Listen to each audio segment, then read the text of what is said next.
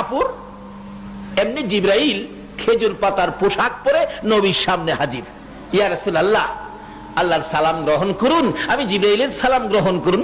রাসূল বলে, রে সালাম যে গ্রহণ করব, তোমার বেহেশতি পোশাক কোথায়? তুমি যে খেজুর পাতার পোশাক পরছো। জিবরাইল বলেন, হুজুর শুধু আমি না, আরশ বহনকারী ফেরেশতা সহ জান্নাতের হুরিরা সহ আজকে খেজুর পাতার পোশাক। ইয়া রাসূলুল্লাহ, এই যে পুরান কাপড় দেখতেছেন, আবু বকরের বিবি আপনি নবীর ভালোবাসায় খেজুর পাতার পোশাক পরনে লাগাইয়া পরনের কাপড়টা খুলে আপনার জন্য দান করে দিয়েছে।